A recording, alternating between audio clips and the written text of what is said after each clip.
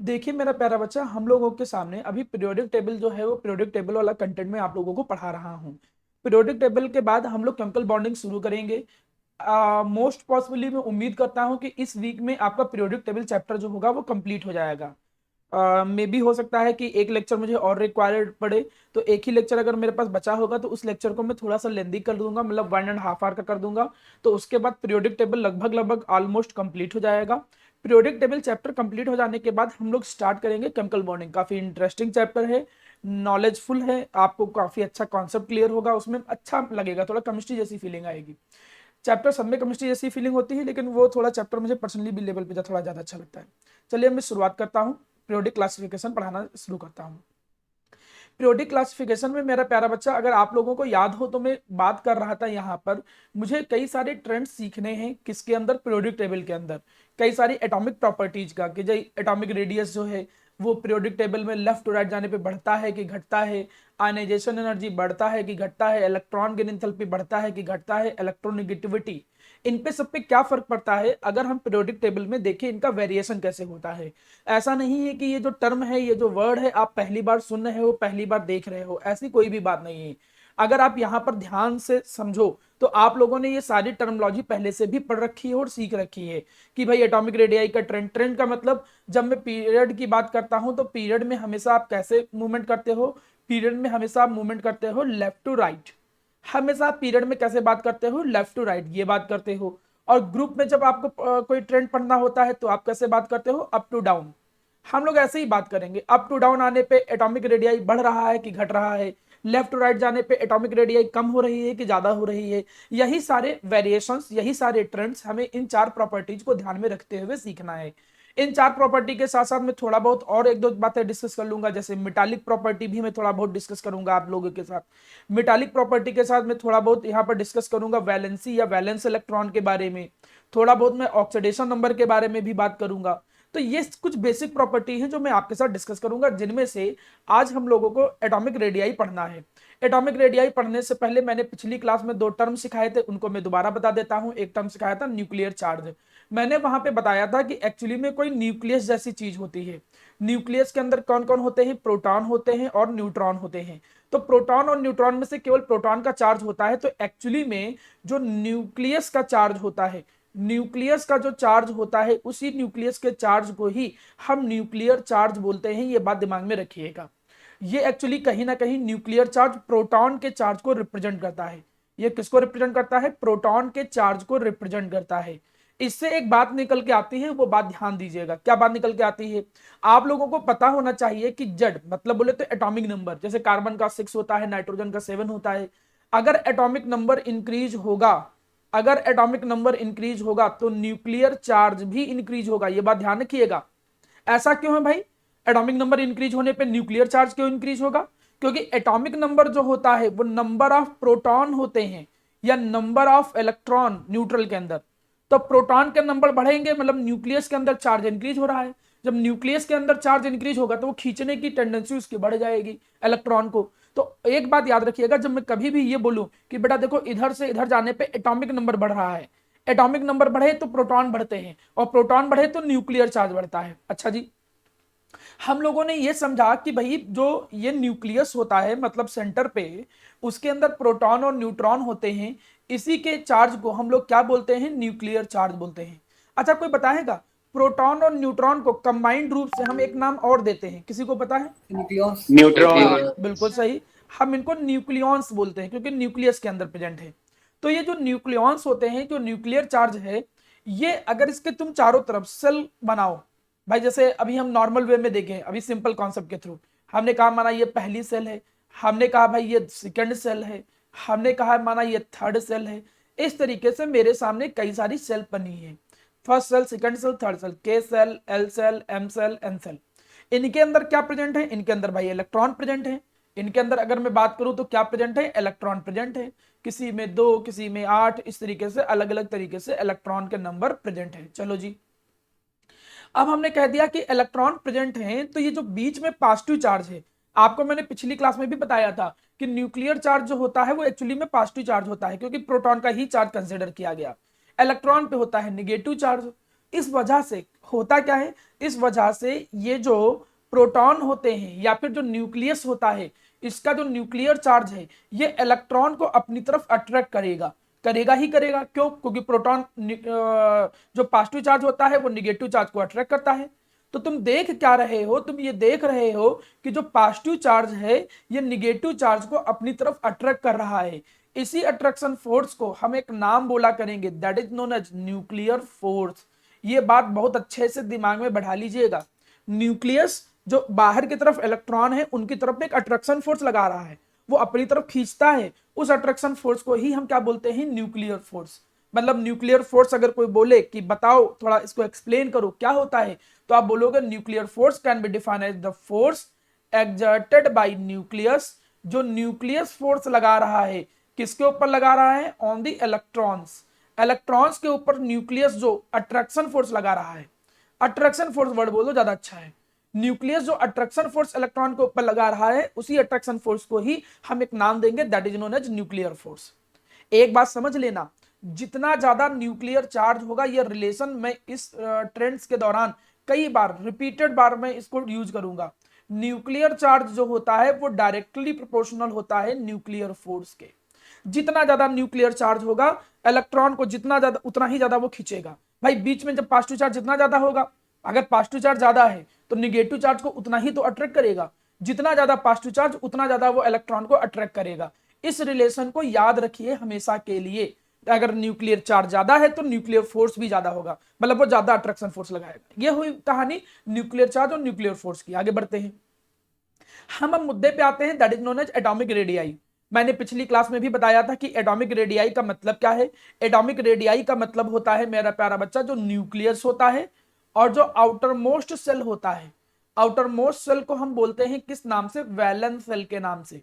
तो जो न्यूक्लियस है, न्यूक्लियस से वैलेंस सेल के बीच की जो डिस्टेंस होती है उसी को एटॉमिक रेडियाई का नाम दिया गया। अब डिफिनेशन भी देखो, यही लिखा है, the distance between the centre of the nucleus, जो सेंटर ऑफ द न्यूक्लियस है वहां से जो आउटर मोस्ट सेल है वहां तक की जो डिस्टेंस होता है, उस डिस्टेंस को हम एटॉमिक रेडियाई बोलते हैं। सिंपल सी भाषा में, कोई बहुत कठिन डिफिनेशन नहीं है। मतलब ये अगर न्यूक्लियस हो गया तो न्यूक्लियस से लेके आउटर मोस्ट सेल तक इस डिस्टेंस को एटॉमिक रेडियाई बोलेंगे। लेकिन मैंने पिछली क्लास में भी बताया कि यार एटॉमिक रेडियाई को मेजर करना इतना भी आसान नहीं है कि न्यूक्लियस से आउटर मोस्ट सेल सीधे मेजर कर दो, आराम से निकल जाता है। क्योंकि आपने जब सेकंड चैप्टर पढ़ा था तो देखा होगा कि इलेक्ट्रॉन का जो मोशन होता है ये भी कोई फिक्स नहीं है, उसकी कोई वैलेंस सेल भी फिक्स नहीं है, और जरूरी नहीं कि वो सर्कुलर फॉर्म में ही मूवमेंट करे। इसीलिए कुछ डिफिकल्टीज तो आती ही है डिटरमाइन करने में एटॉमिक रेडियाई को। वो एटॉमिक रेडियाई को डिटरमाइन करने में इसलिए आता है, पहला reason due to wave nature of electron. एक तो जो वेव नेचर है इलेक्ट्रॉन का, उसके कारण भी प्रॉब्लम आता है। वेव नेचर ऑफ इलेक्ट्रॉन, कभी भाई इलेक्ट्रॉन यहां पे है, अब वेव नेचर के कारण कभी पास में आ जाएगा कभी दूर आ जाएगा। अब माना इलेक्ट्रॉन पास में है तो डिस्टेंस इसे मानेंगे, आपका सोर्स सेल तो वही रहेगी ना बेटा। आउटर मोस्ट इलेक्ट्रॉन जहां है उसी चीज को हम सेल का नाम दे देंगे, उसी पाथ को हम ऑर्बिट का नाम दे देंगे। तो इसलिए कभी कभी रेडियाई बदलती रहती है, लेकिन हमको इन कॉन्सेप्ट पे जाने की जरूरत नहीं है। बस दिमाग में ये रखो कि इतना सिंपल कॉन्सेप्ट नहीं है एटॉमिक रेडियाई को मेजर करना। लेकिन इसके बावजूद भी अगर एग्जाम में आए कि एटॉमिक रेडियाई को एक्सप्लेन करो, तो आप यही लिखोगे, it is the distance between the centre of the nucleus to the outermost shell. Centre of nucleus से आउटर मोस्ट सेल के बीच की जो डिस्टेंस होती है उसको एटॉमिक रेडियाई कहते हैं। चलिए जी, अब समझो एटॉमिक रेडियाई जो होती है इनके कई सारे टाइप होते हैं, इस बात को अच्छे से समझिए। मैं यहां पर एटॉमिक रेडियाई के कई सारे टाइप बनाऊंगा। कौन कौन से एटॉमिक रेडियाई के टाइप बनाऊंगा? जैसे एक हमने कह दिया मेरा प्यारा बच्चा कोवेलेंट रेडियाई कह दिया। इसी पे हमने कह दिया एक जिसको हम लोगों ने कहा मेटालिक रेडियाई। कोवेलेंट रेडियाई हो गया, मेटालिक रेडियाई हो गया, ठीक है। कोवेलेंट रेडियाई, मेटालिक रेडियाई, ये कई तरीके की रेडियाई हो गई। इसके अलावा अगर हम देखें हमारा प्यारा बच्चा, तो एक आता है जिसको हम बोलते हैं वंडरवॉल रेडियाई, वंडरवॉल्स रेडियाई बोलते हैं। इसी में एक आ जाता है जिसको हम लोग बोलते हैं आयनिक रेडियाई। अच्छा देखो, इन चारों की डिफिनेशन को भी समझ लो। कोई बहुत बड़ी बात नहीं कि 2 नंबर में एक क्वेश्चन आ जाए और आपसे क्वेश्चन ये पूछे कि बताओ कि metallic radii, van der Waals radii, type of radii पे कमेंट करो 2 नंबर में। तो आपको पता होना चाहिए कि यहाँ पर 4 तरीके की रेडियाई मानी गई हैं। रेडियाई का मतलब एक तरीके से तुम न्यूक्लियस से लेके, ऐसे समझो बेटा, भाई जैसे एक एटम ये है, एक एटम ये है, ठीक है। अब न्यूक्लियस से लेके आउटर मोस्ट सेल के बीच की जो डिस्टेंस है, समझ के चलिएगा, न्यूक्लियस से जो आउटर मोस्ट सेल के बीच की जो डिस्टेंस है, इसको ही रेडियाई कहते थे। लेकिन यार ऐसा तो नहीं कि तुम न्यूक्लियस के अंदर घुस गए, इंची टेप लगाए और आउटर रेडियाई तक मेजर कर लिए, ऐसा तो है नहीं। एटम भी इतने छोटे होते हैं कि भाई ये भी तरीका नहीं है कि उसको तुम ऐसे किसी डिवाइस के बीच में फंसा दिया तब मेजर कर लिए। यहां पे हम मॉलिक्यूलर फॉर्म में ज्यादातर रेडियाई को मेजर करने की कोशिश करते हैं। मॉलिक्यूलर फॉर्म में थोड़ा साइज भी बड़ा हो जाता है।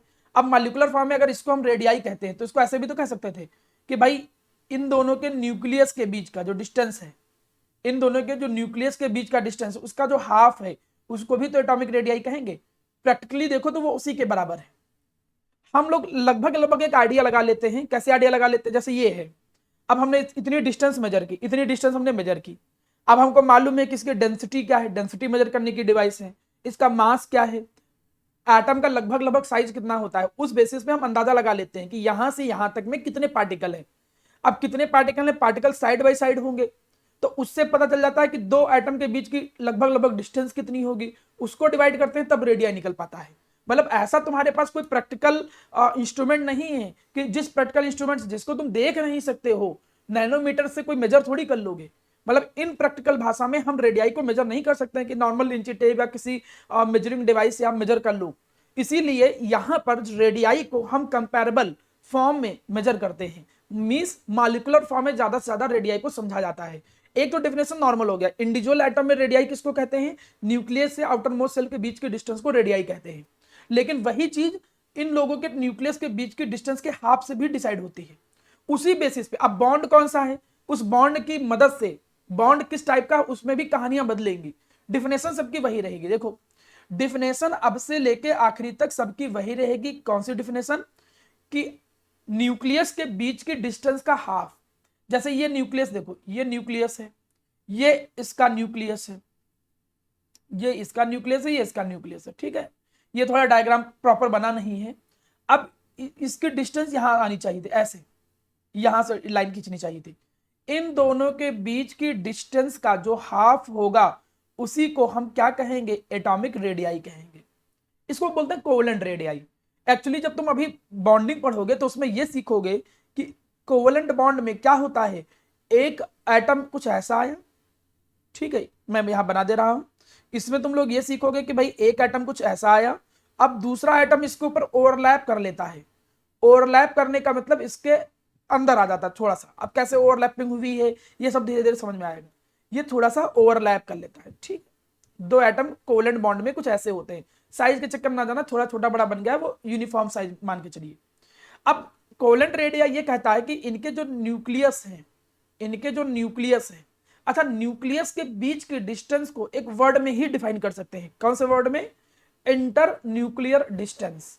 हम बार बार कोई कठिन वर्ड नहीं बोलेंगे, सीधे भाषा में क्या बोलेंगे, इंटर न्यूक्लियर डिस्टेंस। अब न्यूक्लियस के बीच के डिस्टेंस देखो, ये निकली, ये निकला न्यूक्लियस के बीच के डिस्टेंस।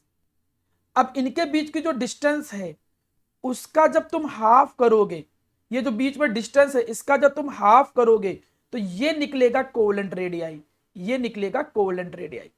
तो आप यहां डिफिनेशन के चक्कर में क्या पड़े हो, चाहे ऐसे याद कर लो चाहे समझ के याद कर लो कि ये जो होता है ये हाफ होता है distance between two nucleus of two covalently bonded atom. Covalently bonded का मतलब खुद ही बोल दिया कि ऑर्बिटल ओवरलैप कर रहे होंगे and so on. Covalent radius हम उनको कहेंगे जब दो एटम कोवेलेंटली बॉन्डेड होंगे। कोवेलेंटली बॉन्डेड का मतलब वो कोवेलेंट बॉन्ड के थ्रू एक दूसरे के पास में होंगे। अब फिर उनके बीच में जो न्यूक्लियस के बीच की डिस्टेंस का जो हाफ होता है उसी को हम लोग, मेरा प्यारा बच्चा, क्या कहेंगे, एटॉमिक रेडियाई कहेंगे। बात खत्म। What is the atomic radii? Atomic radii can be defined as the distance, half of the distance between the internuclear distance, मतलब half of the distance between the nucleus of two covalently bonded atom। दो covalently bonded atom के nucleus के बीच के distance का जो half होता है उसको कोवेलेंट रेडियाई कहेंगे। चलिए कोवेलेंट रेडियाई का मतलब समझ में आ गया। कोई बहुत कठिन डेफिनेशन नहीं है, दो कोवेलेंटली बॉन्डेड एटम हो उनके न्यूक्लियस के बीच के डिस्टेंस का हाफ, कोवेलेंट रेडियाई। अब आ जाओ वंडरवॉल रेडियाई। मैं तुमको एक बात बोलूं प्यारा बेटा, वंडरवॉल रेडियाई से पहले चलो पहले मेटालिक रेडियस हम बता देते हैं आपको, ठीक है। मेटालिक रेडियस ये कहता है कि दो मेटल के एटम हैं, जो मेटल के एटम होते हैं वो ओवरलैप नहीं करते हैं, समझ के चलिएगा। मेटल के जो एटम होते हैं वो ओवरलैप नहीं करते हैं। तो मेटालिक रेडियस कुछ ऐसा आएगा, ये इनके बीच का न्यूक्लियस आ गया डिस्टेंस। अच्छा, अब इनके न्यूक्लियस के बीच की जो डिस्टेंस निकली, ये जो न्यूक्लियस है, न्यूक्लियस के जो बीच की डिस्टेंस है, इसका जो हाफ होगा, इसी के हाफ को हम क्या बोलेंगे, मेटालिक रेडियाई बोलेंगे।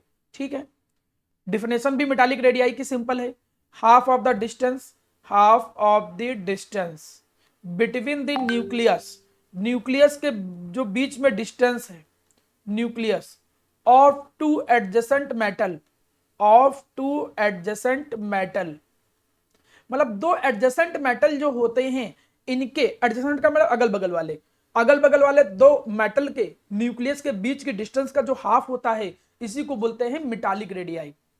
आगे एक लाइन देखो लिखा है, in a metallic lattice, what is the mean of metallic lattice? Metallic lattice का मतलब जैसे ये मेटल है पूरा, तो मेटल के जो एटम होंगे वो एक पर्टिकुलर फॉर्म में अरेंज होंगे। ये मेटल के जो एटम का एक 3 डायमेंशनल अरेंजमेंट होता है, इसी को बोलते हैं मेटालिक लैटिस। क्रिस्टल में इसी को नाम दिया जाता है क्रिस्टल लैटिस। व्हाटएवर, आप बस इतना याद रखो कि मेटल का जो अरेंजमेंट है उसमें मेटल के पार्टिकल साइड बाय साइड एक दूसरे के तरफ अरेंज हैं। उन्हीं में से किसी दो मेटल, एडजेसेंट मेटल के न्यूक्लियस के बीच की डिस्टेंस का जो हाफ होगा उसको मेटालिक रेडियाई बोलेंगे। मतलब कोवेलेंट रेडियाई और मेटालिक रेडियाई में कोई खास अंतर नहीं है। कोवेलेंटली बॉन्डेड में न्यूक्लियस के बीच की डिस्टेंस का half covalent radii, metallic bond के थ्रू जुड़े दो एडजेसेंट मेटल के न्यूक्लियस के बीच की डिस्टेंस का हाफ, उसको मेटालिक रेडियस बोल देंगे, उसको कोवेलेंट रेडियस बोला था। अब ये दो रेडियाई समझ लेने के बाद अगली रेडियाई देखो, वंडरवॉल रेडियाई। ये थोड़ा समझने लायक है। एक चीज तुम समझ लो, ये वंडरवॉल जो फोर्स होते हैं ये तुम अभी पढ़ोगे, स्टेट्स ऑफ मैटर एक चैप्टर है, चैप्टर नंबर 5 आप लोगों के सिलेबस में। थोड़ा बहुत शायद नाम कभी सुना हो वंडरवॉल फोर्स। वंडरवॉल फोर्स जो होते हैं ये मॉलिक्यूल के बीच में लगते हैं। अभी तक तो मैं एटम की बात कर रहा था, जैसे सिंगल हाइड्रोजन एटम की, बट यहां पर मॉलिक्यूलर फॉर्म की बात किया गया। जैसे हाइड्रोजन की बात करूं तो H2 होता है, ये हाइड्रोजन का मतलब H2, एक दूसरा हाइड्रोजन ले लो H2। खासकर वंडरवॉल रेडियाई जो होती है वो गैसियस फॉर्म में होता है। ठीक है, अब हमने कहा कि एक एग्जाम्पल के तौर पे समझो, ये हाइड्रोजन का मॉलिक्यूल है पूरा, ये हाइड्रोजन का एक मॉलिक्यूल है, ये हाइड्रोजन का दूसरा मॉलिक्यूल है प्यारा बेटा, ये हाइड्रोजन का एक मॉलिक्यूल था, ये हाइड्रोजन का दूसरा मॉलिक्यूल है। तो डिफिनेशन ये कहता है कि हाइड्रोजन के जो दो मॉलिक्यूल हैं, इनके जो एडजेसेंट एटम है, ध्यान दीजिएगा एडजेसेंट एटम, ये दो, ये नहीं कि इधर वाला ये वाला ले लो और इधर वाला ले लो, बगल वाले तो यही दोनों है ना। तो ये जो एडजेसेंट पोजीशन पे नॉन बॉन्डिंग, नॉन बॉन्डेड बोलेंगे, नेबरिंग बोल सकते हो चाहे, जो दो neighbour atom, non bonded neighbour atom है एडजेसेंट पोजीशन पे, उनके न्यूक्लियस का, इसका भी तो न्यूक्लियस होगा क्योंकि ये तो मॉलिक्यूल है, मॉलिक्यूल के अंदर एटम है, एटम का भी न्यूक्लियस होगा, और एक इसका न्यूक्लियस होगा। इनके न्यूक्लियस के बीच की डिस्टेंस का जो हाफ होगा उसको बोलेंगे वंडरवॉल रेडियस। वही चीज देखो यहां पर आराम से समझाया गया है, ध्यान से समझिए।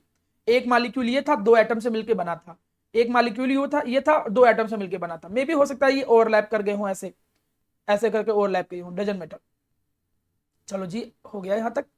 अब उनमें भी दो मॉलिक्यूल में भी जो कि नॉन बॉन्डेड हैं, दो नॉन बॉन्डेड मॉलिक्यूल जो हैं, इनके एडजेसेंट एटम के न्यूक्लियस जो हैं, इनके बीच का जो डिस्टेंस है उसका जब तुम हाफ निकालोगे तो उसका जो हाफ निकलेगा उसी को कहेंगे वंडरवॉल रेडियस। अब डेफिनेशन पढ़ लो, it is the half of the distance between two non bonded isolated atoms of neighbouring molecule of the same substance in solid state. थोड़ा सा लैंग्वेज कठिन है, आप कठिन लैंग्वेज नहीं बोलना चाहते हो तो आप जो समझ रहे हो उसको भी लिख सकते हो। आप सीधी सी भाषा में लिख सकते हो कि it can be defined as the half of the internuclear distance between two adjacent atom of corresponding molecule of same element। ठीक है, उनके बीच के डिस्टेंस का जो हाफ होगा उसी को वंडरवॉल रेडियस बोलोगे। अगर समझ लिया है तो उसको लैंग्वेज की फॉर्म में कन्वर्ट करना कोई बहुत बड़ा टास्क नहीं है। ये एक बार फिर से बता दीजिए, नॉन बॉन्डिंग। बता दे रहा हूँ, देखो समझो। नॉन बॉन्डिंग का मतलब ऐसे समझो, में नॉन बॉन्डिंग का मतलब हो सकता है कंफ्यूज हो गए हो आप लोग। जैसे ये कंटेनर में यहां बनाया, मैंने आपके सामने एक कंटेनर बना दिया, ठीक है। अब इस कंटेनर के अंदर कई सारे मॉलिक्यूल हैं, हाइड्रोजन के मॉलिक्यूल ले लिया, जैसे हमने कहा हाइड्रोजन का एक मॉलिक्यूल ये है, ऐसे समझाता हूं, साथ समझ में आ जाए। हाइड्रोजन का एक मॉलिक्यूल ये है। अभी हम चाहे गैस की फॉर्म में लें या कभी कभी जब मॉलिक्यूलर फॉर्म में लेते हैं जैसे आइस वाइस, तो आइस में भी पार्टिकल पास पास में होते हैं, यहाँ सॉलिड स्टेट को लेकर समझाया गया। माना सॉलिड में मॉलिक्यूलर फॉर्म भी तो होता है, जैसे अगर मैं कहूं आइस, तो आइस किसी एक एटम से नहीं मिलके बना है, आइस के अंदर वाटर के मॉलिक्यूल हैं। देखो किसके मॉलिक्यूल हैं, वाटर के मॉलिक्यूल हैं। तो वैसे कभी कभी मॉलिक्यूलर फॉर्म में भी होता है। तो ये वंडरवॉल रेडियाई ये कहना चाहता है कि किसी भी दो molecule, neighbouring molecule, two neighbouring molecule, देखो यहां पे जाओ, पहले सेम सब्सटेंस के दो नेबरिंग मॉलिक्यूल ले लो, जैसे ये दो ले लो। अब इनके जो एडजेसेंट एटम है, ये दोनों एडजेसेंट एटम है, जैसे ये और ये एडजेसेंट एटम नहीं है, ये तो दूर दूर हो गए। इनके जो एडजेसेंट एटम है, इनके न्यूक्लियस के बीच की डिस्टेंस का जो हाफ होगा उसको बोलेंगे वंडरवॉल रेडियस। अब ये मॉलिक्यूल आपस में वंडरवॉल फोर्स से जुड़े हैं, इसलिए थोड़ा सा नाम दे दिया गया। अब नॉन बॉन्डेड का मतलब से थोड़ा कंफ्यूज हो रहे होगे, तो आप नॉन बॉन्डेड वर्ड अभी हटा दो अभी के लिए। जब मैं केमिकल बॉन्ड पढ़ाऊंगा तब ये छोटे छोटे टर्मिनोलॉजी समझ में आएंगे कि भाई ये नॉन बॉन्डेड वर्ड क्यों ही यूज किया गया। तब तक के लिए बस आप सीधे ये बोलो कि किसी भी दो नेबरिंग मॉलिक्यूल के एडजेसेंट एटम के न्यूक्लियस के बीच के डिस्टेंस का जो हाफ होता है उसको बोलते हैं वंडरवॉल रेडियाई। बहुत ज्यादा एग्जाम में नहीं आता है, 2 नंबर में मैक्सिमम पूछेगा भी ना कि बताओ डिफिनेशन के टाइप बताओ, कौन कौन से टाइप की रेडियाई है। तो आपने एक एक लाइन में अगर एक्सप्लेन कर दिया, नहीं एक्सप्लेन कर पा रहे हो तो कम से कम डायग्राम बना के समझा दिया कि भाई आपने एक मॉलिक्यूल इधर बनाया, एक मॉलिक्यूल इधर बनाया, 2 मॉलिक्यूल बनाने के बाद आपने डायग्राम में ये न्यूक्लियस लिया, ये न्यूक्लियस लिया, इनके बीच के डिस्टेंस ले लिया और उसका हाफ लिख दिया, यहां लिख दिया वंडरवॉल रेडियाई, ऐसे करके तब भी आपको नंबर मिल जाएगा। अगर लैंग्वेज थोड़ी बहुत गलत लिख दे रहे हो तो आप उसका जो रिप्रेजेंटेशन है उस पर ज्यादा ध्यान दो। हमने 3 तरीके की रेडियाई समझी हैं। अभी हम इसी कॉन्सेप्ट पे आगे बढ़ते हैं, थोड़ा समझाता हूं तब मैं वापस नई चीज समझाता हूं। मैंने 3 तरीके की रेडियाई समझाई, मैं उसको एक बार आपके सामने रिपीट करता हूं। एक हमने समझाया कोलेंट रेडियाई। कोलेंट रेडियाई में क्या था कि दो एक दूसरे में क्या थे, ओवरलैप हो गए थे। फिर मेटालिक रेडियाई, और फिर यहां पर वंडरवॉल रेडियाई जो कि मॉलिक्यूलर फॉर्म में था। समझना जरा, मैं इसको रिप्रेजेंट करता हूं। कोलेंट रेडियाई में कुछ ऐसा था कि न्यूक्लियस के बीच का जो डिस्टेंस का हाफ था, उस इसके डिस्टेंस का जो हाफ था उसको बोल रहे थे कोलेंट रेडियाई। यहीं पे मेटालिक रेडियाई में क्या बोल रहे थे, मेटालिक रेडियाई में दो एडजेसेंट मेटल जो होते थे, इनके बीच के डिस्टेंस का जो हाफ होता था उसको मेटालिक रेडियाई बोलते हैं। वंडरवॉल रेडियाई में दो मॉलिक्यूल जो होते हैं एडजेसेंट पोजीशन में, इनके न्यूक्लियस के बीच की डिस्टेंस का जो हाफ होता है उसको कहते हैं वंडरवॉल रेडियाई। अब एक क्वेश्चन मैं आपको दे रहा हूं जो कि कई बार कॉम्पिटिटिव एग्जाम में पूछा गया है, जैसे नीट में, मेडिकल में, मेंस में भी 1-2 बार आया हुआ है। क्वेश्चन ये आता है, which is proper, which are, या कुछ भी आप बना लीजिए, करेक्ट, इसको सही कर दे रहा हूं। अरे भगवान जी, एक मिनट को, आएगा जाएगा कहाँ चला गया है, डिलीट कर दिया हूं, कोई बात नहीं, अब अपने आप समझिएगा, ठीक है। जैसे क्वेश्चन ये आता है कि बताओ इसमें करेक्ट ऑप्शन कौन सा है, करेक्ट ऑप्शन कौन सा है रेडियाई को लेके। ऐसे ऑप्शन देंगे, मेटालिक रेडियाई, फिर वंडरवॉल रेडियाई, फिर दे देंगे कोलेंट रेडियाई, पहला ऑप्शन। दूसरा ऑप्शन दे देंगे covalent radii equal to van der Waals radii equal to metallic radii. तीसरा ऑप्शन दे देंगे van der Waals radii greater than metallic radii greater than covalent radii. चौथा ऑप्शन दे देंगे covalent radii greater than metallic radii greater than van der Waals radii. कोई बता सकता है? हाँ बिल्कुल सही। तो ऑप्शन देखो थर्ड आया। ऐसा ऑब्जेक्टिव क्वेश्चन बनता है, अब जिसको समझ में नहीं आया मैं उनको समझा दूं। आपने अगर ध्यान से समझा होगा तो कोलेंट रेडियस में दोनों ओवरलैप हो जा रहे थे, तब न्यूक्लियस के बीच की डिस्टेंस था तो थोड़ी डिस्टेंस कम हो गई थी कोलेंट रेडियाई में। मेटालिक रेडियाई में ओवरलैप नहीं हुए थे, दूर दूर थे, तब इनके बीच की डिस्टेंस जो थी उसका हाफ था मेटालिक रेडियाई। और वंडरवॉल रेडियाई में तो मॉलिक्यूल थे दूर दूर, इनके बीच की डिस्टेंस का जो हाफ था इसको बोलते थे वंडरवॉल रेडियाई। तो देख के ही अंदाजा पता चल जाएगा कि सबसे बड़ी वंडरवॉल रेडियाई, फिर मेटालिक रेडियाई, और उसमें पास पास में आ जाते हैं तो डिस्टेंस सबसे छोटी किसकी, कोलेंट रेडियाई की। इसलिए समझोगे अगर एक बार, मैं चाहता तो डेफिनेशन बोल देता, एक एक बार बोल के आगे बढ़ जाता, क्या फर्क पड़ता उससे। लेकिन अगर तुमने इसको इमेज की फॉर्म में अपने दिमाग में बनाया है तो ये जो ऑब्जेक्टिव क्वेश्चन कभी कभी कॉम्पिटिटिव एग्जाम में आता है तो आप उसमें कभी फंसोगे नहीं, आप आराम से नंबर गेन कर लोगे कि भाई इन तीनों रेडियाई में सबसे बड़ी रेडियाई कौन सी है, वंडरवॉल रेडियाई, फिर कौन सी है मेटालिक रेडियाई, और फिर कौन सी है कोलन रेडियाई। जो कंपैरिजन आता है वो केवल इन्हीं तीन रेडियाई के बीच में आता है, आयनिक रेडियाई को इसमें नहीं इंक्लूड करते हैं। वो कभी भी तुम चेक करो किसी भी कॉम्पिटिटिव एग्जाम में, तो वो जो कंपैरिजन करते हैं रेडियाई के बीच में वो कुछ ऐसे है। देखिए रेडियस का हम लोग क्या होता है कभी कभी बहुत रिजिड हो जाते हैं सोच में कि हम रेडियाई को ऐसे ही मेजर करेंगे, न्यूक्लियस से आउटर मोस्ट सेल। इन चीजों को किस वे में चीजों को देखा जा रहा है, जो उसकी अप्रोच है, नजरिए के हिसाब से भी हम रेडियाई को बांटे हैं तीन हिस्से में। अब चलिए इसके बाद आगे बढ़ो। वंडरवॉल रेडियाई मॉलिक्यूल के बीच में लगता है, इसकी कुछ बातें समझ लो, मैं तुमको कुछ बातें सिखा दूं। वंडरवॉल रेडियाई जो होता है, पहली भी चीज समझो, वो डिपेंड किस पे करता है, वंडरवॉल फोर्स पे। मतलब वंडरवॉल रेडियाई इनवर्सली प्रोपोर्शनल होगा वंडरवॉल फोर्स के, मतलब इनके बीच में जो अट्रैक्शन फोर्स है उसके इनवर्सली प्रोपोर्शनल होगा। कैसे जी? अगर अट्रैक्शन फोर्स इनके बीच में ज्यादा है, अब वंडरवॉल फोर्स क्या होता है, बस ये मान चलो किसी तरीके का attraction force between the molecule, वो बाद में हम डिस्कस करेंगे कैसे आया है। अब ये वंडरवॉल फोर्स अगर फोर्स ज्यादा होगा तो ये पास में आएंगे कि दूर जाएंगे, बताओ अच्छा, ये पास में होंगे कि दूर जाएंगे? अगर इनके बीच में अट्रैक्शन फोर्स ज्यादा है तो ये मॉलिक्यूल एक दूसरे के पास पास आएंगे, जाएंगे, पास जाएंगे। तो रेडियाई छोटी होगी कि बड़ी होगी? छोटी छोटी हो होगी। जाएगी। छोटी हो जाएगी, बिल्कुल सही। मतलब वंडरवॉल फोर्स अगर ज्यादा है तो ये समझ लेना कि वंडरवॉल रेडियाई कम निकलेगी। और वंडरवॉल फोर्स जो होते हैं वो न्यूक्लियर चार्ज के भी प्रोपोर्शनल होते हैं। जैसे न्यूक्लियर चार्ज न्यूक्लियर फोर्स के था, तो हम न्यूक्लियर चार्ज के भी प्रोपोर्शनल बोलते हैं। जैसे कुछ क्वेश्चन देखो यहाँ पे, अब ये क्वेश्चन एक आया, वंडरवॉल रेडियाई क्लोरीन में, हाइड्रोजन में, ऑक्सीजन में और नाइट्रोजन में। यहां इन्होंने एटम लिख दिया है, इससे कंफ्यूज मत होना। वो ये कह रहे हैं कि क्लोरीन के बीच में कंपेयर करो ऐसे करके, हाइड्रोजन के जो हाइड्रोजन के मॉलिक्यूल आपस में है उनके बीच में रेडियाई है। अब इन ऐसा क्वेश्चन आ जाता है कंपटीशन में, कितने अरेंज करके बताओ। अब आप देखो यहां पर जो इसका सॉल्यूशन है वो क्या कहता है कि वंडरवॉल रेडियाई जो है वो दो फैक्टर पे डिपेंड करता है। पहले तो सेल कितने हैं, मेरी बात एक बार बहुत अच्छे से समझ लीजिएगा। वंडरवॉल फोर्स जो होता है वो डायरेक्टली प्रोपोर्शनल होता है एटॉमिक साइज के भी। जितना बड़ा एटम होगा उतना ही ज्यादा फोर्स लगेगा। अब किसी के अंदर दो सेल हैं, किसी के अंदर केवल दो सेल हैं और किसी के अंदर तीन सेल हैं, तो किसके अंदर साइज ज्यादा बड़ा होगा? इसका ही बड़ा होगा, तो वंडरवॉल फोर्स भी इसके बीच में ज्यादा लगेगा। तो नियम यह कहता है कि वंडरवॉल रेडियाई जो होता है, वंडरवॉल रेडियाई जो होता है, अब इसको थोड़ा कंफ्यूज हो जाओगे, मैं इसको हटा देता हूं, अब नॉर्मल समझाता हूं।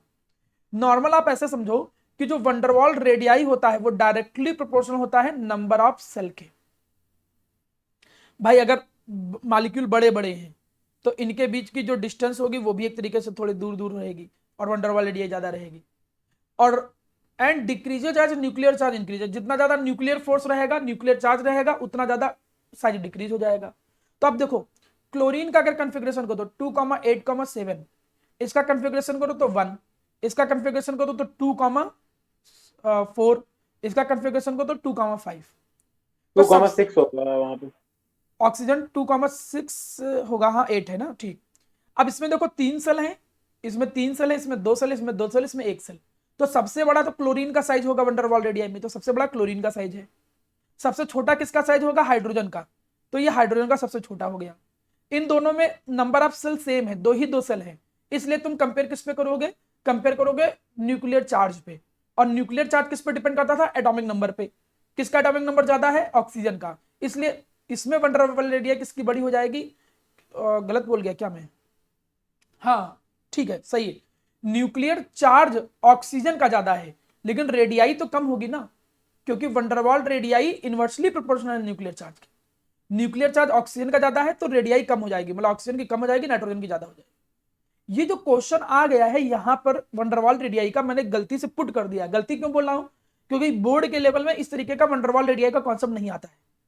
ये जो वंडरवॉल रेडियाई के अकॉर्डिंग अरेंज करो, ये थोड़ा कॉम्पिटिटिव अप्रोच में ज्यादा पूछा जाता है। बोर्ड के पॉइंट ऑफ व्यू से केवल और केवल बस ये आता है कि colon radii, metallic radii, van der Waals radii, इनकी डिफिनेशन और इनका आपस में अरेंजमेंट, इससे ज्यादा कठिन क्वेश्चन नहीं पूछता है। लेकिन यहां पर आ गया था क्वेश्चन, इसलिए मुझे एक्सप्लेन करने की जरूरत पड़ी। याद रखना कि वंडरवॉल रेडियाई दो फैक्टर पर डिपेंड करता है, एक तो नंबर ऑफ सेल, कितनी सेल हैं, और दूसरा मेरा बच्चा न्यूक्लियर चार्ज के इनवर्सली प्रोपोर्शनल। सर हाँ बोलो अस्मिता। सर नाइट्रोजन की रेडियाई ज्यादा बड़ी होगी ऑक्सीजन से, क्यों? नाइट्रोजन की रेडियाई ज्यादा बड़ी होगी ऑक्सीजन से, लेकिन यहां पर तुम ऐसे तो कंफ्यूज नहीं हो रही हो कि जैसे carbon, silicon, nitrogen, phosphorus, oxygen, sulphur, और तुम पढ़ती थी कि ऑक्सीजन का साइज तो छोटा होता था, ऐसे पढ़ती थी ना? ये तो नॉर्मली भी होता है ना बेटा, लेफ्ट टू राइट जाने पे साइज कम होता है तो ऑक्सीजन का साइज तो छोटा ही होगा, यस सर। वो तो नॉर्मल ट्रेंड हो जाएगा। अब अगला क्वेश्चन देखो, अगला क्वेश्चन है कि वंडरवॉल रेडियस क्यों ग्रेटर होता है कोलन रेडियस के? वो तो तुम नॉर्मली भी समझ सकते हो कि वंडरवॉल रेडियाई में दो मॉलिक्यूल के बीच की जो डिस्टेंस था उसको वंडरवॉल रेडियाई बोल रहे थे, उनका हाफ। और कोलन रेडियस में क्या था कि दो एटम ओवरलैप हो रहे थे, इनके बीच की डिस्टेंस का हाफ कोलन रेडियस था। तो देखने से ही पता चल रहा है, आप डायग्राम बना के भी एक्सप्लेन कर सकते हो। यहां पर लिखा वही है कि वंडरवॉल रेडियाई दो नॉन बॉन्डेड एटम के बीच में हम मेजर करते हैं, और कोलन रेडियस दो बॉन्डेड में मेजर करते हैं। जब वो बॉन्डेड है इसका मतलब पास पास में है, तो रेडियाई छोटी निकलेगी ही निकलेगी। और नॉन बॉन्डेड है मतलब ये मॉलिक्यूल और ये मॉलिक्यूल, ये एटम और ये एटम बॉन्डेड है क्या एक दूसरे से? क्या एक दूसरे से जुड़ा है? नहीं जुड़ा है। तो यहाँ दो नॉन बॉन्डेड के बीच की डिस्टेंस का हाफ लेते हैं, और यहाँ बॉन्डेड के बीच की डिस्टेंस का हाफ लेते हैं। तो बॉन्डेड वाले तो हमेशा पास में वैसे भी रहेंगे, और जब वो हमेशा पास में रहेंगे तो रेडियाई छोटी निकलेगी। अभी तक तो मैं ट्रेंड पे आया ही नहीं हूं, मैं केवल रेडियाई के टाइप सिखा रहा था आपको। अब मैं इसके आगे बढ़ता हूं, थोड़ा सा नेक्स्ट चीज आता हूं। एक डेफिनेशन और देखो, ये है आयनिक रेडियाई। आयनिक रेडियाई कहते किसको है? एक्चुअली माना तुम कोई भी आयन ले लो, जैसे हमने कहा माना कैटायन है, लेट सपोज हमने कहा माना ये कैटायन है, इसमें पॉजिटिव चार्ज है। उस पॉजिटिव चार्ज के आयन का, जैसे हमने कह दिया Na+, इस Na+ का भी तो कोई न्यूक्लियस होगा, न्यूक्लियस होगा। अब तुम कहो सर उसकी जो सेल होंगी, अब उसकी सेल के बीच की डिस्टेंस ले लो, आखिरी वाली गायब कर दो, इसको रेडियाई कह दो। नहीं बेटा, ये भी इसको फिर कोवलेंट रेडियाई कहने लगेंगे, इसकी कोवलेंट रेडियाई कहने लगेंगे। आयनिक रेडियाई की सोच अलग है, अप्रोच अलग है। वो ये कहता है कि जो आयन होता है, उस आयन का जो न्यूक्लियस है, उससे वहां से लेके उस डिस्टेंस तक एटॉमिक रेडियाई कहलाता है, जहां तक उसका इन्फ्लुएंस होता है। अब इन्फ्लुएंस का क्या मतलब? इन्फ्लुएंस का मतलब ये पॉजिटिव आयन निगेटिव को जहां तक अट्रैक्ट कर सकता है। तुम ऐसा समझो, तुमने एक मैग्नेट रखा, अब मैग्नेट के पास में तो तुम कोई आयरन लाओ, तो आयरन थोड़ी दूर तक लाओगे तो वहां तक उसका फोर्स लग रहा होता खींचने वाला। एक डिस्टेंस के बाद उस मैग्नेट की जो डिस्टेंस है, मैग्नेटिक फील्ड की जो स्ट्रेंथ है, एक डिस्टेंस के बाद खत्म हो जाती है। तो जहां तक उसकी रेंज है उस मैग्नेट से लेके वहां तक, तो वो उसका इन्फ्लुएंस रीजन कहलाएगा। यहां पे क्या कह रहा है? ये इफेक्टिव डिस्टेंस है between the nucleus of ion से लेके उस पॉइंट तक जहां तक उसका इन्फ्लुएंस होता है, उसके बीच की जो डिस्टेंस होता है उसको कहते हैं ionic radii. Ionic radii can be defined as the distance between the centre of the nucleus to the region where the ions have its influence.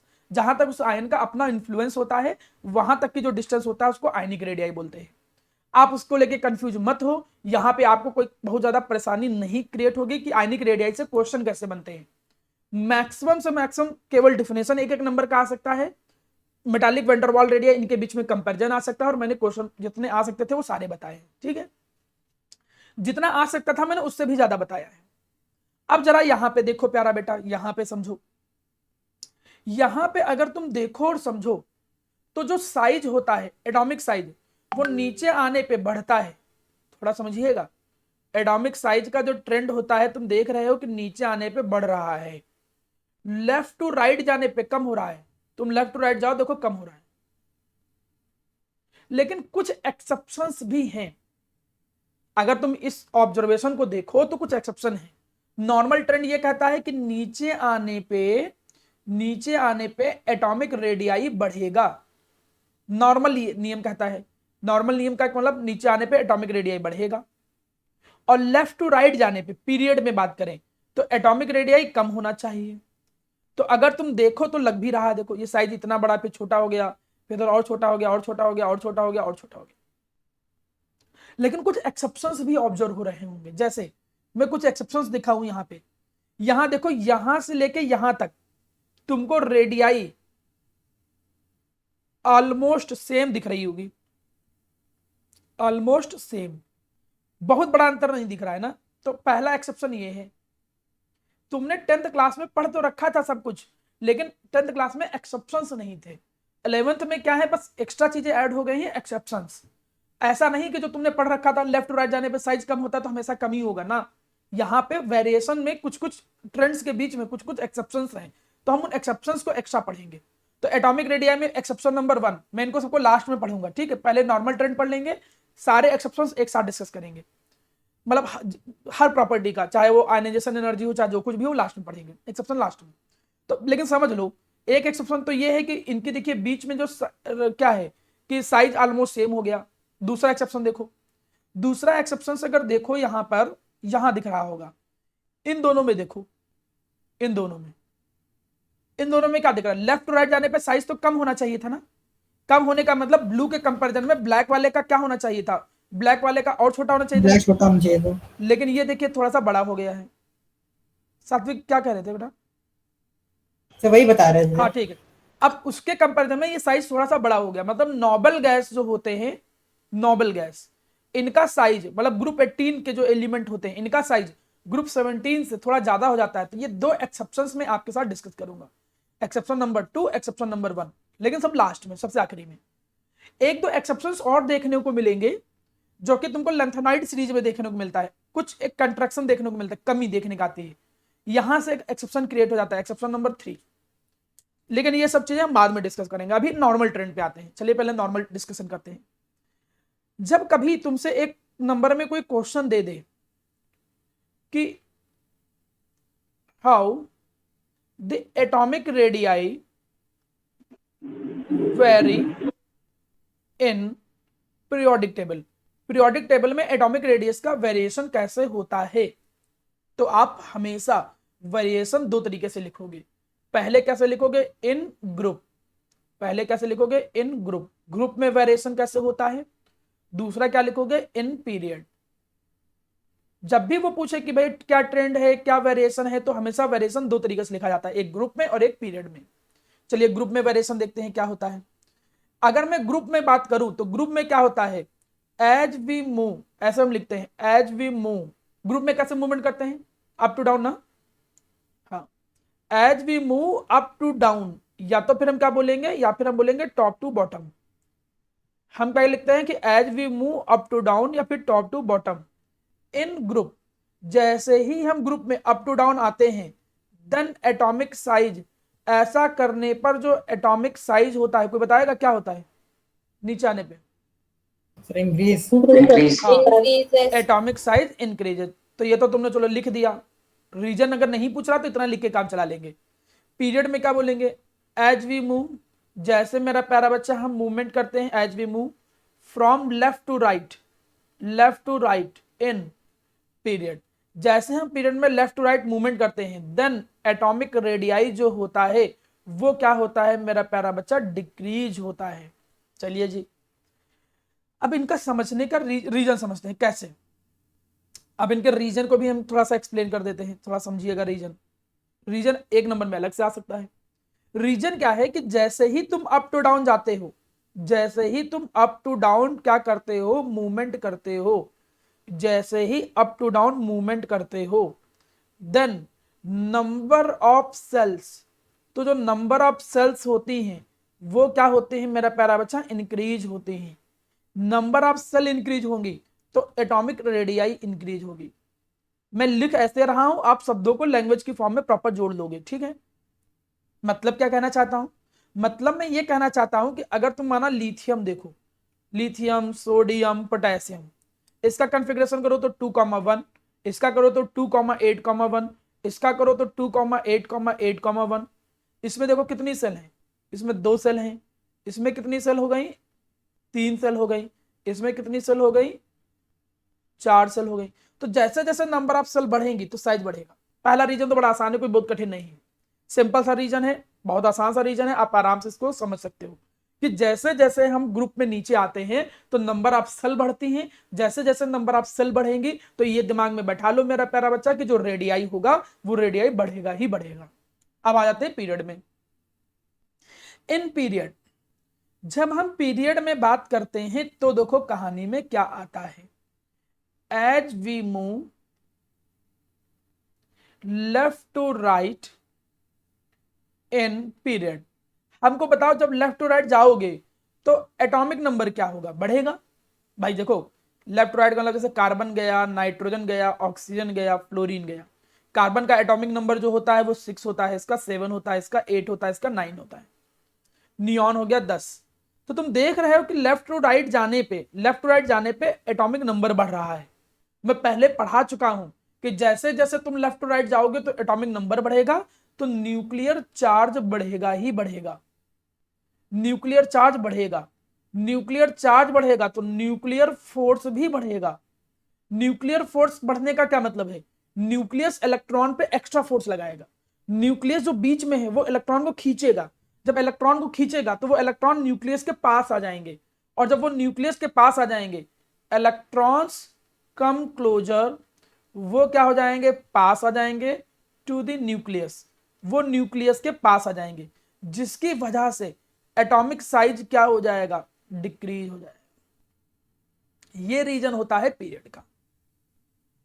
अब ये तो चलो रीजन वाली बात हो गई, यहां तक पहले रीजन दोनों सभी लोग ये प्रॉपर रीजन समझ लीजिए, क्योंकि एक नंबर में आता है तो आपको लिखना आना चाहिए।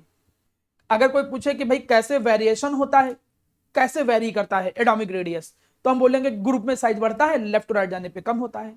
ग्रुप में बढ़ता क्यों है, क्योंकि नंबर ऑफ सेल ऐड होती है।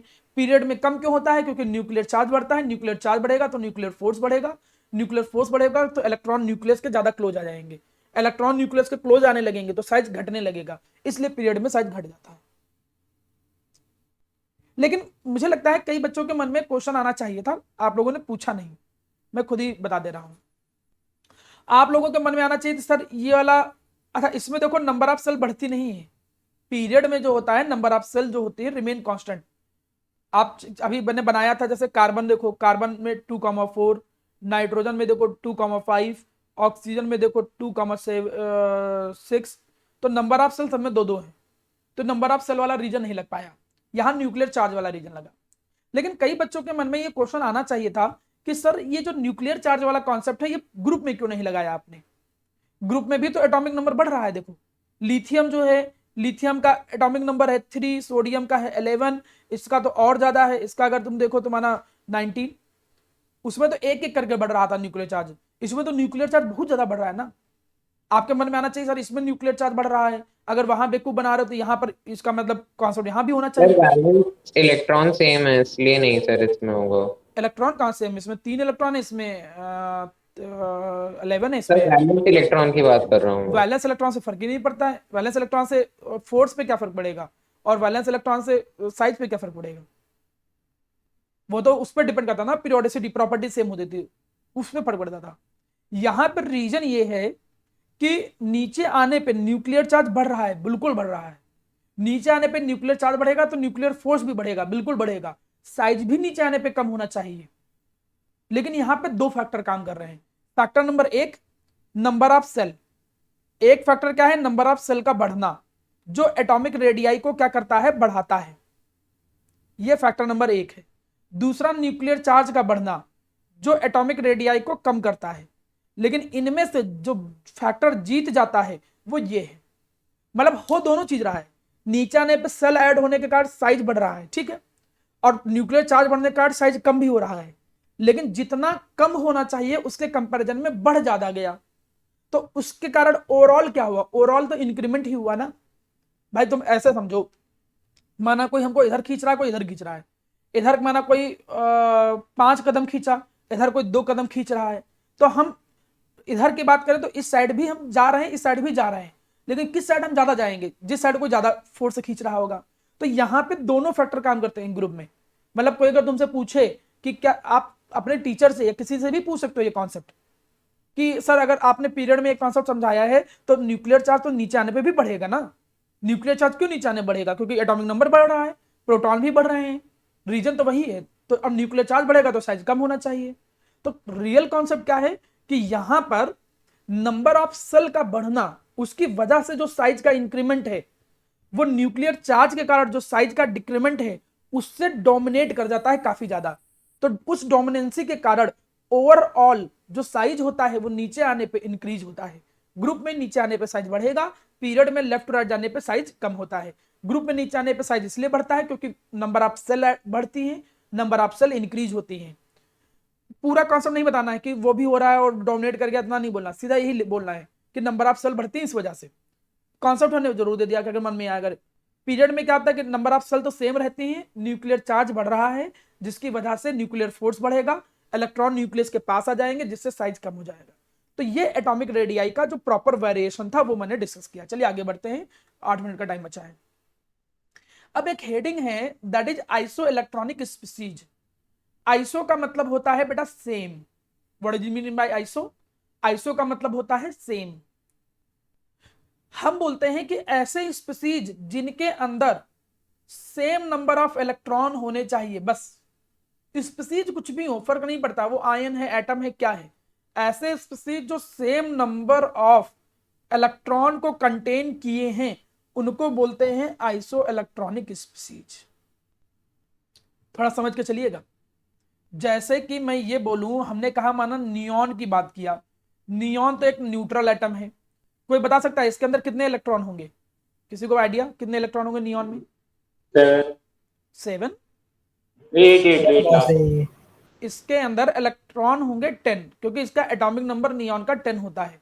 तो नंबर ऑफ इलेक्ट्रॉन कितने होंगे? 10 होंगे क्योंकि एटॉमिक नंबर 10 है। ठीक है, अगर मैं यहां सोडियम लिख देता तो इलेक्ट्रॉन कितने हो जाते? सोडियम का एटॉमिक नंबर 11 होता है, तुम लोग एटॉमिक नंबर भी नहीं याद किए हो। और न्यूट्रल के केस में इक्वल होता है, तो केवल सोडियम लिखता तो कितने इलेक्ट्रॉन होते बताओ? कोई लोग स्पर्श, उदित, आलमीन, कोई भी आफिया, केवल सोडियम में कितने होते हैं? 11 होते। लेकिन अगर मैं Na+ लिख दूं तो Na+ का मतलब एक इलेक्ट्रॉन निकाल दिया, तो मतलब बचे कितने? 10 इलेक्ट्रॉन। ठीक है, मैग्नीशियम एटॉमिक नंबर होता है 12, तो इलेक्ट्रॉन भी 12 ही होने चाहिए, लेकिन उसमें से 2 इलेक्ट्रॉन अगर तुम रिमूव कर दो तो 2 इलेक्ट्रॉन के रिमूव करने पे इलेक्ट्रॉन कितने बचे? 10 इलेक्ट्रॉन बचे। एल्युमिनियम का एटॉमिक नंबर होता है 13 इलेक्ट्रॉन भी होने चाहिए और 13 एटॉमिक नंबर होता है, लेकिन अगर Al3+ लिखूं मैं, मतलब 3 इलेक्ट्रॉन निकाल दिए, मतलब बचे कितने? 10 इलेक्ट्रॉन। सिमिलरली फ्लोरीन का जो एटॉमिक नंबर होता है वो 9 होता है, मतलब 9 इलेक्ट्रॉन होने चाहिए, लेकिन अगर उसमें 1 इलेक्ट्रॉन में ऐड कर दूं, निगेटिव चार्ज आ जाएगा, तो ये कितने इलेक्ट्रॉन हो गए? 10। The similar one oxygen atomic number 8 होता है, इलेक्ट्रॉन कितने होते हैं? 8, लेकिन अगर उसमें मैं 2 ऐड कर दूं तो देखो कितने आ जाएंगे? 10 इलेक्ट्रॉन आ जाएंगे। सिमिलरली नाइट्रोजन एटॉमिक नंबर 7 होता है, अगर मैं उसमें 3 ऐड कर दूं तो 7 इलेक्ट्रॉन ही होते हैं, लेकिन 3 अगर ऐड कर दूं 3 निगेटिव, तो इलेक्ट्रॉन कितने हो गए? 10। अगर आप इन सबको देखो, ये नाइट्रोजन आयन है, ऑक्सीजन आयन है, फ्लोरीन आयन है, एनायन है, इधर कटायन है, लेकिन इन सबके अंदर इलेक्ट्रॉन के नंबर कितने हैं? सबके अंदर 10 इलेक्ट्रॉन ही हैं। तो ये सबके सब क्या कहलाएंगे? ये सबके सब आइसो इलेक्ट्रॉनिक स्पीसीज कहलाएंगे। तो 1 नंबर का ये इंपॉर्टेंट क्वेश्चन है, ये कई बार स्कूलों में आता था पहले भी, हो सकता है अभी भी पूछ ले। ये 2 चैप्टर में आता है, सेकंड चैप्टर में भी है, एटॉमिक स्ट्रक्चर में भी और यहां भी, तो 2 जगह पे है, तो इसलिए बड़ी हेल्प करेगा तुम्हें। ठीक है, आइसो का मतलब वैसे ही पता चल गया सेम, इलेक्ट्रॉनिक का मतलब इलेक्ट्रॉन, ऐसे डिफिनेशन के अंदर ही लिखा सब कुछ। Those species which have the same number of electron are known as isoelectronic species. Example याद कर लो। जैसे अब मेरी बात समझिएगा, एक बात बहुत अच्छे से, एक नियम आता है, कभी कभी वो आइसो इलेक्ट्रॉनिक स्पीसीज में भी पूछते हैं। क्या पूछते हैं? साइज को लेके, इनके साइज को अरेंज करो। तो एक बात बहुत अच्छे से समझ लीजिएगा मेरा प्यारा बेटा, वो ये समझने वाली बात है कि जो जितना ज्यादा निगेटिव चार्ज होगा, फिर न्यूट्रल और फिर पॉजिटिव चार्ज, ये ट्रेंड बहुत अच्छे से समझ लीजिएगा। क्यों ऐसा है मैं ये भी डिस्कस करूंगा, लेकिन आप ये ट्रेंड बहुत अच्छे से समझ लीजिएगा। अगर रेडियाई की बेसिस पे अरेंज करने को आए कि भाई किसका साइज सबसे बड़ा है, किसका साइज छोटा है, ऐसे 4-5 स्पीसीज लिख दे, तो सबसे पहला काम तो तुम्हें यह चेक करना है कि क्या वो आइसो इलेक्ट्रॉनिक है। अगर आइसो इलेक्ट्रॉनिक नहीं होंगे तो क्या करोगे, मैं उसका भी तरीका बताऊंगा। बोर्ड में केवल आइसोइलेक्ट्रॉनिक देता है, कंडीशन में बदल भी सकता है, जरूरी नहीं कि आइसोइलेक्ट्रॉनिक ही दे। माना वो आपको ऐसे भी दे सकता है बोर्ड में, कैसे बोर्ड में वैसे भी दे सकता है Mg2+ और Na। अब इसमें एटॉमिक नंबर देखो कितना है 10, इलेक्ट्रॉन 10 है, इसमें इलेक्ट्रॉन कितने 11। तो ये आइसोइलेक्ट्रॉनिक नहीं है, तो कैसे कंपेयर करेंगे? तो उसका तरीका हम अलग बताएंगे, वो ये कॉम्पिटिटिव में आता है केवल, लेकिन बोर्ड में आइसोइलेक्ट्रॉनिक ही मैक्सिमम आ सकता है। तो कोई तरीका क्या है? सबसे बड़ा साइज निगेटिव का, फिर न्यूट्रल का, फिर पॉजिटिव का। मतलब अगर अरेंज करने के लिए आया और वो आइसोइलेक्ट्रॉनिक है तो सबसे बड़ा साइज नाइट्रोजन वाले का, फिर इसका आ जाएगा, फिर F- का आ जाएगा, फिर न्यूट्रल वाले का आ जाएगा, फिर जितना ज्यादा पॉजिटिव उतना छोटा साइज, फिर Na+, जितना ज्यादा पॉजिटिव चार्ज उतना छोटा साइज, जितना ज्यादा पॉजिटिव चार्ज उतना छोटा साइज। ये चीज अच्छे से याद करिएगा। अब रीजन तो मैं एक्सप्लेन करूंगा, ऐसा नहीं कि मैं रीजन नहीं एक्सप्लेन करूंगा, लेकिन पहले दिमाग में बैठाओ। आइसोइलेक्ट्रॉनिक स्पीसीज ऐसे स्पीसीज होते हैं जिनके अंदर सेम नंबर ऑफ इलेक्ट्रॉन होते हैं, बात नंबर 1। बात नंबर दूसरा कि इनको जब अरेंज करने के लिए आता है तो जितना ज्यादा निगेटिव चार्ज उतना बड़ा साइज, जितना ज्यादा छोटा साइज उतना स्मॉल साइज, जितना पॉजिटिव चार्ज उतना स्मॉल साइज। अब इसको एक्सप्लेन कर देता हूं तो कम से कम एटॉमिक रेडियाई थोड़ा खत्म हो ही जाए। तो आज का जो हमारा टास्क रहेगा वो एटॉमिक रेडियाई को कंप्लीट करने का रहेगा। तो मैं एटॉमिक रेडियाई को कंप्लीट करने के लिए एक छोटा सा टॉपिक बचा है, 5 मिनट आप लोग रुक जाइएगा, इसको हटा देता हूं। ठीक, आयनाइजेशन एनर्जी बाद में डिस्कस करेंगे, भी ध्यान दीजिएगा। यहां पे 2 क्वेश्चन और आते हैं, एक चीज बहुत अच्छे से समझ लीजिएगा मैं क्या समझाना चाह रहा हूं। सबसे बड़ा जो साइज होता है वो एनायन का होता है, फिर न्यूट्रल का होता है, और साइज जो छोटा होता है वो किसका होता है? कैटायन का। ये ऑर्डर बहुत अच्छे से याद रखिएगा। अब एक क्वेश्चन आता है कि वाई द साइज ऑफ, क्यों जो साइज होता है कैटायन का वो लेस होता है then parent atom, parent atom से छोटा क्यों होता है? ये क्वेश्चन नंबर 1। कैटायन का साइज क्यों छोटा है पेरेंट एटम से? पेरेंट एटम मींस जिससे बना है वो, जैसे Na हो गया पेरेंट और कैटायन का साइज छोटा है। मैं एग्जांपल के भी लिख दे रहा हूं, मैं ये लिखना चाहता हूं जैसे पेरेंट एटम है सोडियम, इससे एक इलेक्ट्रॉन निकाल दो तो कैटायन का साइज हमेशा इससे छोटा रहेगा। 2 क्वेश्चन यहां से क्रिएट होते हैं, इसलिए बहुत अच्छे से समझिएगा। ये आने वाले क्वेश्चन है, पूछ लिया जाता है, और ये एनसीईआरटी की एक्सरसाइज में भी क्वेश्चन है, इसलिए ये क्वेश्चन पे आप इंपॉर्टेंट लिख सकते हो। पूछता है कि कैटायन का साइज पेरेंट एटम से छोटा क्यों होता है। मैंने एग्जांपल भी नीचे दिया कि जैसे ये पेरेंट एटम है और ये उसका कैटायन है, उसी से इलेक्ट्रॉन निकला है, तो इस कैटायन का साइज इससे छोटा क्यों होगा? आंसर समझो, इसका आंसर क्या आएगा? आंसर ये आएगा कि as we remove the electron, as we remove the electron from valence shell, valence shell, जब हम लोग क्या करते हैं कभी कभी वैलेंस सेल से इलेक्ट्रॉन को रिमूव करते हैं। रीजन बेसिकली 2 हैं, कभी कभी तो सेल ही गायब हो जाती है। जैसे ये सोडियम देखो, तो सोडियम के 3 सेल होते हैं, पहले में 2 इलेक्ट्रॉन हो गए, अगले में 8 इलेक्ट्रॉन हो गए, 2 4, ठीक है, फिर 6 2 8, और लास्ट वाले में कितना था? 1 इलेक्ट्रॉन था। तो जब तुमने 1 इलेक्ट्रॉन हटाया, जैसे 1 इलेक्ट्रॉन रिमूव किया, तो जैसे 1 इलेक्ट्रॉन रिमूव किया तो नंबर ऑफ सेल ही कम हो गई। पहले 3 सेल थी, अब 2 ही सेल होंगे। भाई 1 इलेक्ट्रॉन निकाल लिया तो बाहर में केवल 1 ही था इलेक्ट्रॉन, तो जब वो इलेक्ट्रॉन ही निकाल लिया तो सेल करेगी क्या? सेल का कोई काम ही नहीं रह गया, अब केवल 2 ही सेल हैं। और तुम खुद ही देख रहे हो कि जब सेल नंबर कम हो जाएंगे तो साइज कम ही हो जाएगा। लेकिन जरूरी थोड़ी कि हर एक में सेल कम हो जाए। जैसे मैग्नीशियम में 1 इलेक्ट्रॉन निकालो तो थोड़ी गायब हो जाएगा सेल, कभी कभी गायब होता है। तो इसमें 2 रीजन होते हैं, as we remove the electron from valence shell, then sometimes number of cell decreases, number of shell जो होते हैं वही कम हो जाते हैं, सो एटॉमिक साइज डिक्रीजेज। इस वजह से भी एटॉमिक जो साइज होता है वो डिक्रीज हो जाता है। जैसे सोडियम में 3 था, Na+ में 2 ही बचे, 1 इलेक्ट्रॉन जब तुमने निकाला तो सेल कम हो गई। लेकिन ये कॉन्सेप्ट बहुत अच्छा नहीं है, क्योंकि अगर मैं मैग्नीशियम की बात करूं तो मैग्नीशियम में 2,8,2 है। हाँ बोलो। सर जब इलेक्ट्रॉन निकल जाता हाँ हाँ, सर न्यूक्लियर चार्ज भी कम हो जाता है तो फिर साइज बड़ा हो जाना चाहिए, ये घट क्यों? बता रहा हूँ बेटा। पहली बात इलेक्ट्रॉन से न्यूक्लियर चार्ज डिसाइड नहीं होता है। मैं कभी भी इलेक्ट्रॉन से डिसाइड नहीं किया हूं, मैं प्रोटॉन से न्यूक्लियर चार्ज डिसाइड करता हूं। तो इलेक्ट्रॉन के निकलने से प्रोटॉन के नंबर बढ़ेंगे, प्रोटॉन ज्यादा नहीं हो जाएंगे, मतलब इलेक्ट्रॉन के कंपैरिजन में ज्यादा हो जाएंगे। पहले सोडियम में, जैसे ओके सर। दूसरा रीजन समझो। दूसरा रीजन ज्यादा इंपॉर्टेंट है, क्योंकि जैसे मैग्नीशियम है, अब इसमें 3 सेल थी, अब Mg केवल प्लस की मैं बात करूं, कैटायन में केवल प्लस की बात करूं, तो देखो अभी भी 3 ही सेल हैं। तो जरूरी नहीं कि हमेशा सेल कम हो जाए, ये तो एक फैक्टर है, कभी कभी सेल कम हो जाता है, इस वजह से साइज कम हो जाता है।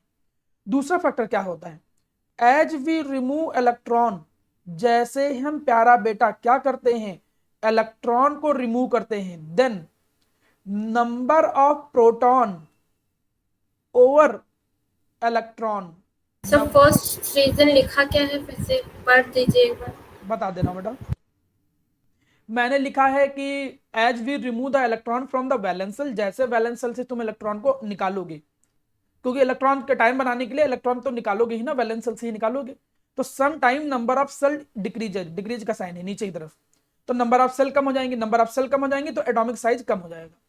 दूसरा क्या है कि जैसे हम इलेक्ट्रॉन को रिमूव करेंगे तो प्रोटॉन के नंबर जो होते हैं ओवर इलेक्ट्रॉन इंक्रीज हो जाते हैं, प्रोटॉन के नंबर ज्यादा हो जाएंगे। अच्छा, इस बात का क्या मतलब, जैसे तुम सोडियम की बात करो, मैं यहां समझाता हूं। सोडियम में प्रोटॉन कितने थे, 11, इसके अंदर प्रोटॉन कितने हैं, 11। प्रोटॉन थोड़ी कम होते हैं, पहले इलेक्ट्रॉन 11 थे, यहां इलेक्ट्रॉन 10 है। इलेक्ट्रॉन जब निकालोगे तो इलेक्ट्रॉन के कंपैरिजन में प्रोटॉन ज्यादा हो गए, क्योंकि प्रोटॉन नहीं निकलते, प्रोटॉन उतने ही रहते हैं। तो जब प्रोटॉन उतने ही रहेंगे तो तुम क्या देख रहे हो, तुम देख रहे हो कि प्रोटॉन के नंबर इलेक्ट्रॉन के कंपैरिजन में ज्यादा हो गए। तो एक तरीके से तुम ये कह सकते हो कि न्यूक्लियर चार्ज पहले वो 10 इलेक्ट्रॉन को खींच रहा था, 11 इलेक्ट्रॉन को खींच रहा था, अब 10 ही को खींचना है। जब 10 ही को खींचना है तो ज्यादा अट्रैक्शन फोर्स से खींच सकता है। तो एक तरीके से तुम कह सकते हो कि न्यूक्लियर चार्ज लिटिल बिट, थोड़ा बहुत एक्सीड कर जाता है, इस वजह से न्यूक्लियर फोर्स बढ़ जाता है। न्यूक्लियर फोर्स बढ़ जाएगा तो साइज में क्या आ जाएगी, कमी आ जाएगी। यहां पर कंपेयर किया गया एज पर इलेक्ट्रॉन। भाई थोड़ा सा निगेटिव चार्ज थोड़ा सा पॉजिटिव को कैंसिल आउट भी तो कर रहा था, पास वाले इलेक्ट्रॉन के नंबर कम हुए तो प्रोटॉन का जो चार्ज है, अब उसमें 11 प्रोटॉन है, इलेक्ट्रॉन कम है, तो प्रोटॉन का चार्ज एक तरीके से हम कहेंगे ज्यादा है इलेक्ट्रॉन के कंपेरिजन में। तो प्रोटॉन का चार्ज ज्यादा है तो वो खींचेगा। भाई खींचने का काम दोनों करते हैं, ऐसा नहीं कि इलेक्ट्रॉन पॉजिटिव को नहीं खींच रहा है, जब बराबर चार्ज है तो दोनों एक दूसरे को खींच रहे हैं। लेकिन यहां पे क्या है कि यहां पे अंदर चार्ज ज्यादा है और बाहर कम है, तो ज्यादा तेजी से खींचने की टेंडेंसी रखता है। तो इन दो वजह से कैटायन का साइज हमेशा पैरेंट एटम से छोटा होता है। पहला क्या रीजन क्या है कि कैटायन बनाने के लिए तुम क्या करोगे, कैटायन बनाने के लिए तुम इलेक्ट्रॉन निकालोगे, तो जैसे ही तुम some time number of cell कम हो जाएंगी, जैसे ही तुम इलेक्ट्रॉन हटाओगे तो नंबर ऑफ सेल कम हो जाएंगे, नंबर ऑफ सेल कम हो जाएंगी तो साइज कम हो जाएगा। दूसरा रीजन कि जब तुम इलेक्ट्रॉन को रिमूव करोगे तो प्रोटॉन के नंबर इलेक्ट्रॉन के कंपैरिजन में ज्यादा हो जाएंगे, मतलब न्यूक्लियर चार्ज ज्यादा हो जाएगा, न्यूक्लियर फोर्स बढ़ जाएगा, उससे भी साइज कम हो जाता है। दूसरा रीजन देखो। क्वेश्चन नंबर 2, फिर आप लोग फ्री हो जा सकते हो। इसी का दूसरा वर्जन कि बताओ जो साइज होता है, why the size of anion, anion का जो साइज होता है वो क्यों बड़ा होता है पैरेंट एटम से। ये दूसरा क्वेश्चन है, पैरेंट एटम से क्यों बड़ा होता है। मतलब ऐसे क्वेश्चन दे सकते हैं जैसे क्लोरीन आयन है Cl-, इसका साइज क्यों बड़ा होता है क्लोरीन से, एग्जाम्पल के तौर पे। रीजन देखो फिर समझो। रीजन क्या है कि एनायन बनाने के लिए इलेक्ट्रॉन ऐड करना पड़ता है। As we add electron for formation of anion, formation of an ion, then number of electrons increases, so electronic repulsion increases, that's why atomic size increases. अब इस बात का मतलब समझाता हूं, आप इसको अपने शब्दों में बना सकते हो। तुम ऐसे समझो प्यारा बेटा कि यहां पे पहले इलेक्ट्रॉन, मैं इसी बीच वाले एग्जांपल से ही समझाता हूं शायद ज्यादा समझ में आ जाए। मैंने आपसे कहा क्या, मैंने आपसे ये कहा कि भैया तुमने इसमें पहले कितने इलेक्ट्रॉन थे, हमने कहा इसमें पहले 11 इलेक्ट्रॉन थे, या कुछ भी एग्जांपल ले लिया तुमने, माना क्लोरीन लिया है तो क्लोरीन में एग्जांपल 7 थे, मतलब 17 होते हैं ना, तो आउटर मोस्ट में 7 थे, ये 4 3 तो 4 और 3 7। चलो अब तुमने क्लोराइड आयन बनाना है, तो क्लोराइड आयन बनाने के लिए एक इलेक्ट्रॉन ऐड करना पड़ेगा, तो एक ऐड कर दिया, तो नंबर ऑफ इलेक्ट्रॉन क्या हो गए, ज्यादा। पहले इलेक्ट्रॉन कम थे, और इलेक्ट्रॉन को क्या करते हैं, रिपल करते हैं, और रिपल्सन ये कैसे लगेगा, बाहर की तरफ। जब ये रिपल्सन बाहर की तरफ लगेगा तो इस वजह से ये थोड़े से क्या हो जाएंगे, दूर हो जाएंगे, ये इलेक्ट्रॉन थोड़े से क्या हो जाएंगे, दूर भाग जाएंगे रिपल्सन के कारण, और इस वजह से साइज बढ़ जाएगा। मतलब तुम इसमें एक वर्ड और ऐड कर सकते हो कि इलेक्ट्रॉनिक रिपल्सन बढ़ेगा, सो electron move away from the nucleus, move away from the nucleus, मतलब इलेक्ट्रॉन जो होंगे वो न्यूक्लियस से थोड़ा सा दूर भाग जाएंगे, जिसकी वजह से एटॉमिक साइज बढ़ जाएगा। अब दोनों रीजन बहुत अच्छे से समझिए, फिर इसके बाद आप लोग फ्री हो जा सकते हो, मैं अटेंडेंस ले लेता हूं, ठीक है। इसको तब तक आप लोग समझने का काम करिए, मैं फिर अटेंडेंस लेता हूं, ठीक है। जो लिखा है आप समझिए।